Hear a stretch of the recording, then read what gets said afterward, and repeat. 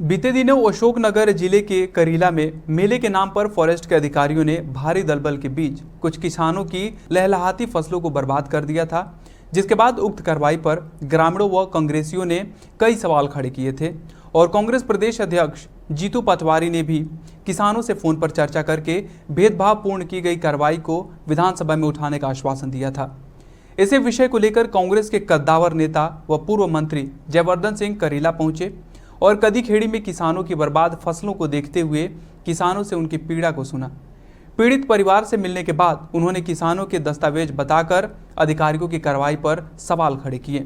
इसके साथ ही राघवगढ़ विधायक ने कहा कि पीढ़ियों से करीला में किसान खेती करके परिवार का भरण पोषण कर रहे हैं, लेकिन अचानक इस तरह लहलहाती फसलों को बर्बाद करना अपराध है और इसको विधानसभा में उठाकर गरीबों को न्याय दिलाऊंगा।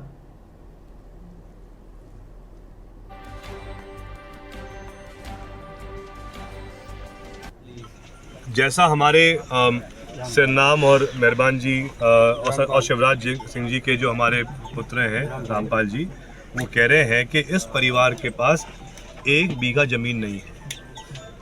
तो मैं चाहता हूं कि कलेक्टर साहब और डीएफओ साहब इसमें उत्तर दें कि जब आपने ऐसा काम करा है जिससे आपने एक गरीब किसान परिवार की फसल पूरी नष्ट कर दी है, तो अब ये परिवार भविष्य में कैसे अपनी देखरेख करेगा।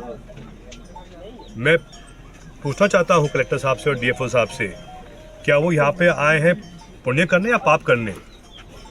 अगर वो आए हैं इस पद पे पुण्य करने के लिए, तो सबसे पहले जो ये गरीब जन है, पीड़ित जन है, इनकी सहायता करें। यही मेरी डीएफओ साहब से और डीएम साहब से विशेष आग्रह रहेगा, क्योंकि जो पद और जो पद का महत्व होता है एक कलेक्टर का या डीएफओ का, वो बड़ा महत्व होता है।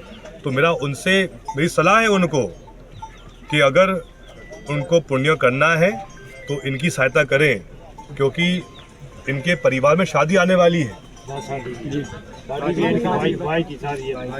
शादी कब है? 2 मई की शादी है। तो क्या कोई किसान 2 अप्रैल जो आने वाला है 20 दिन में, तो मेरा यही प्रश्न है कि एक किसान जिसके परिवार में 2 अप्रैल को शादी है और आप 40 दिन पहले उसकी पूरी फसल बर्बाद कर देते हो, क्या ये उचित है? मैं चाहता हूं कि कलेक्टर साहब और डीएफओ साहब स्वयं मंथन करें इस बारे में और फिर तय करें क्या करना है उनको। मेरे लड़का है और 6-7 मेरे नाती पोता है। तो मेरा मैं एक दिन पहले नोटिस दो तो, और दूसरे दिन हमें चाय भी नहीं पीन दी, दूसरे दिन मेरे मकान तोड़ दो, मेरी फसल मिटाई है। 1 बीघा जमीन नहीं है और 1 बीघा नाम से जमीन नहीं है मेरी। और कम से कम हमारे दादा ससुर मर गए जाएंगे, हमारे ससुर मर गए, और हमारे आदमी की, मेरे जेठ की ना मेरे पति की सब बूढ़ी उम्र हो गई। हम कम से कम 100 साल से ज्यादा से कब्जा है हम लोग।